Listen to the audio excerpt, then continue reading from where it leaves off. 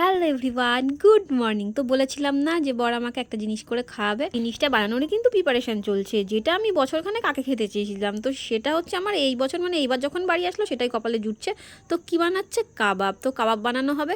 আর মাংসটা আগেই ম্যারিনেট করে রেখেছিল, আর মাংসটা দিয়ে এত সুন্দর গন্ধ বেরোচ্ছিল, না জানি যখন কাবাব বানানো হবে তখন কি সুন্দর গন্ধ বেরোনো হবে। আমার কাজ ছিল এটার হচ্ছে চাটনি বানানো, যেটা হচ্ছে ধনেপাতা পুদিনা পাতা দিয়ে বানাতে হবে। সেটা আমি বানিয়ে নিয়ে চলে এসেছি অলরেডি। আর এদিকে আমার মেয়ের কোনো ভ্রুক্ষেপ নেই, ওইদিকে ও ফোন নিয়ে বসে পড়েছে।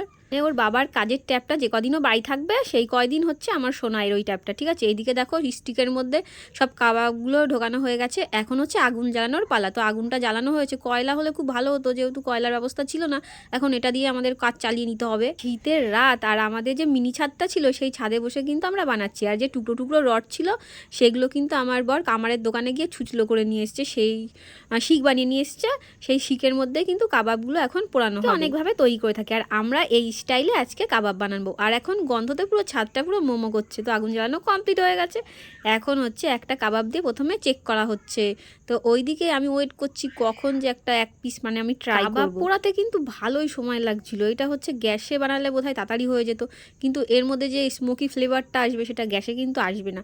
সেই জন্য এখানে আর ওই যে মাখন গলিয়ে ব্রাশ করে নেওয়া হচ্ছে বারবার, কারণ মাখনের ফ্লেভারটাও এর মধ্যে অ্যাড করতে হবে। আর এই যে চাটনি বানানো আমার কমপ্লিট হয়ে গেছে। গ্রিন চাটনি দিয়ে আমরা হচ্ছে কাবাবটা ট্রাই করব। আর শীতের রাত আর একটু ঠান্ডা ঠান্ডার মধ্যে এই পোড়া পোড়া কাবাব খেতে কার না ভালো লাগে বলো।